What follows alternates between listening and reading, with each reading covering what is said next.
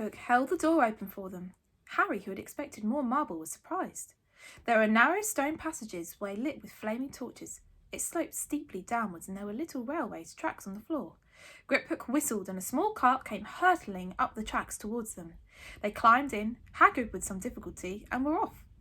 At first, they just hurtled through a maze of twisting passages. Harry tried to remember left, right, left, middle, fork, right, left, but it was impossible. The rattling cart seemed to know its own way, because Griphook wasn't steering it. Harry's eyes stung as the cold air pushed and rushed past them, but he kept them wide open. Once he thought he saw a burst of fire at the end of a passage and twisted round to see it was a dragon, but too late. They plunged even deeper, passing an underground lake where huge stalactites and stalagmites grew from the ceiling and floor.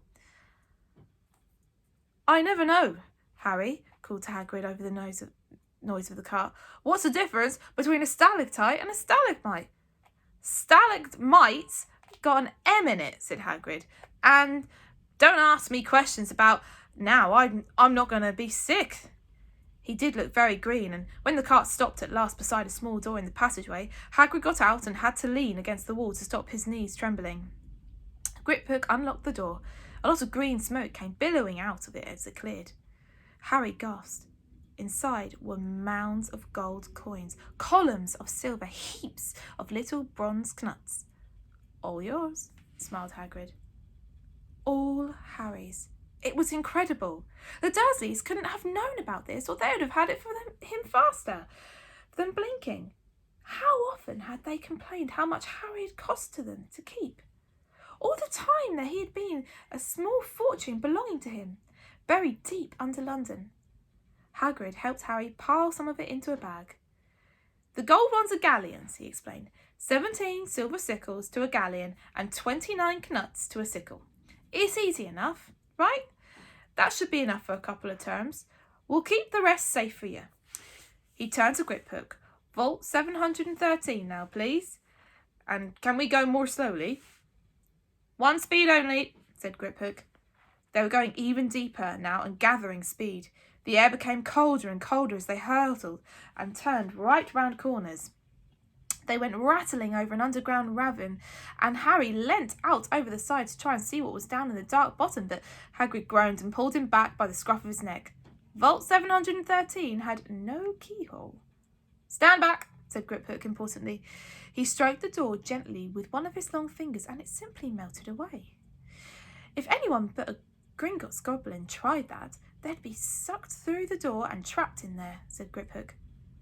"How often do you check to see if anyone's inside?" Harry asked. "About once every 10 years, said Griphook with a rather nasty grin.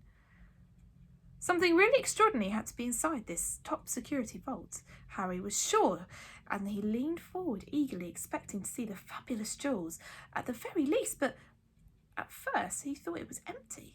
Then he noticed a grubby little package wrapped in brown paper lying on the floor.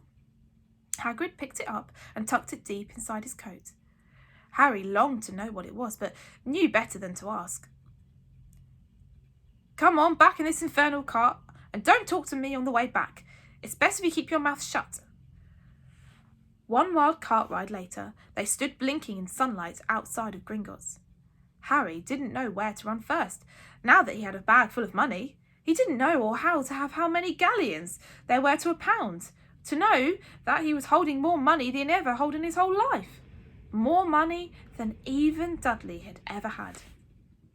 "Might as well get your uniform," said Hagrid, nodding towards Madame Malcolm's robes for all occasions. "Listen, Harry, would you mind if I slipped off for a pick-me-up in the leaky cauldron? I hate them Gringotts carts." He did still look a bit sick, so Harry entered Madame Malcolm's shop alone, feeling nervous. Madame Malcolm was a squat, smiling witch, dressed in mauve. "Hogwarts, dear," she said, when Harry started to speak. "Got the lot here. Another young man being fitted up just now, in fact." In the back of the shop, a boy with a pale, pointed face was standing on a footstool, while a second witch pinned up his long black robes. Madame Malcolm stood Harry on a stool next to him, slipping a long robe over his head, and began to pin it right to the length. "Hello," said the boy. "Hogwarts too?" "Yes," said Harry. "My father's next door buying my books. My mother's up the street looking at wands," said the boy. He had a bored, drawling voice. Then I'm going to drag them off to a racing brooms. I don't see why first years can't have their own. I think I'll bully Father into getting me one and I'll smuggle it somehow. Harry was strongly reminded of Dudley. Have you got your own broom? The boy went on. No, said Harry. Play Quidditch at all? No, said Harry, again wondering what on earth Quidditch could be. I do. Father says it's a crime if I'm not picked to play for my house, and I must say I agree. Now, what house will you be in yet? No, said Harry, feeling more stupid by the minute. Well, no one really knows until they get there, do they? But I know I'll be in Slytherin. All our family have been. Imagine being in Hufflepuff. I think I'd leave, wouldn't you? Said Harry, wishing he could say something a bit more interesting.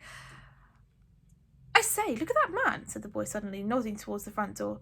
Hagrid was standing there, grinning at Harry and pointing with 2 large ice creams to show that he could come in. That's Hagrid, said Harry, pleased to know something the boy didn't. He works at Hogwarts. Oh, said the boy, I've heard of him. He's a sort of servant, isn't he? He's the gamekeeper, said Harry. He was liking the boy less and less every second. Yes, exactly. I've heard his sort of savage. Lives in a hut in school grounds and every now and then gets drunk, tries to do magic and ends up setting fire to his bed. I think he's brilliant, said Harry coldly. Do you? Said the boy with a slight sneer. Why is he with you? Where are your parents?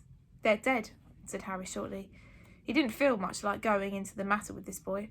Oh, sorry, said the other, not sounding sorry at all. But they were kind, weren't they? They were a witch and a wizard, if that's what you mean. I really don't think you should let the others sort in, do you? They're just not the same. They never have been brought up to know our ways. Some of them have never even heard of Hogwarts until they get the letter. Imagine. I think they should keep it in the old wizarding families. What's your surname, anyway? But before Harry could answer, Madam Malcolm said, That's you done, my dear. And Harry, not sorry for any excuses to stop talking to the boy, hopped down from the footstool. Well, I'll see you at Hogwarts, I suppose, said the drawling boy. Harry was rather quiet as he ate the ice cream. Hagrid had bought him chocolate and raspberry with chopped nuts. What's up? Said Hagrid. Nothing, Harry lied. They stopped to buy parchment and quills. Harry cheered up a bit when he found a bottle of ink that changed colour as you wrote. When they had left the shop, he said, Hagrid, what's Quidditch? Blimey, Harry, I keep forgetting how little you know. Not knowing about Quidditch. Don't make me feel worse, said Harry. He told Hagrid about the pale boy in Madam Malcolm's, and he said, People from Muggle families shouldn't be allowed in. You're not from a Muggle family. If he had known who you were, he's grown up knowing your name, if his parents are wizarding folks. You saw him in the Leaky Cauldron. Anyway, what does he know about it? Some of the best I've ever saw, the only ones with magic in them, a long line of muggles. Look at your mum. Look at what she had for a sister. So what's Quidditch? It's our sport. Wizard sport. It's like football in the muggle world. Everyone follows Quidditch, played up in the air on broomsticks, and there are 4 balls. Sort of hard to tell or explain the rules. And what's Slytherin and Hufflepuff? School houses. There's 4. Everyone says Hufflepuffs are a lot of old duffers, but I bet I'm in Hufflepuff, said Harry gloomily. Better Hufflepuff than Slytherin, said Hagrid darkly. There's not a single witch or wizard who went bad who wasn't in Slytherin. You know who was one of them. Sorry, you know who was at Hogwarts? Years and years ago, said Hagrid. They bought Harry's school books in a shop called Flourish and Blots, where the shelves were stacked to the ceiling with books as large as paving stones, bound in leather books, the size of postage stamps in covers and silk, books full of peculiar symbols, and a few books with nothing in them at all. Even Dudley, who never read anything, would have been wild to get his hands on some of these. Hagrid almost had to drag Harry away from the curses and counter-curses, bewitch your friends and befuddle your enemies with the latest revenges, hair loss, jelly legs, tongue-tying, and much, much more, by Professor Vindictus Viridian. I was trying to find out how to curse Dudley. I'm not saying that's a good idea, but you're not to use magic in the Muggle world, except in very special circumstances, said Hagrid. And anyway, you couldn't work any of them curses yet. You'll need a lot more study before you get to that level. Hagrid wouldn't let Harry buy a solid gold cauldron either. It says pewter on your list. But they got a nice set of scales for weighing potion ingredients and a collapsible brass telescope. They visited the apothecary's, which was fascinating enough to make up for its horrible smell, a mixture of bad eggs and rotted cabbages. Barrels of slimy stuff stood on the floor, jars of herbs, dried roots, and bright powders lined the walls, bundles of feathers, strings and fangs, and snarled claws hung from the ceiling, while Hagrid asked the man behind the counter for a supply of some basic potion ingredients. For Harry himself examined silver unicorn horns, 21 galleons each, and minuscule, glittery, black beetle eyes. 5 nuts a scoop. Outside the apothecary's, Hagrid checked Harry's list again. Just your wand left. Oh, and I still haven't got your birthday present. Harry felt himself go red. You don't have to. I know I don't have to.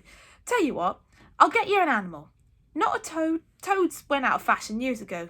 You'd be laughed at. And I don't like cats. They make me sneeze. I'll get you an owl.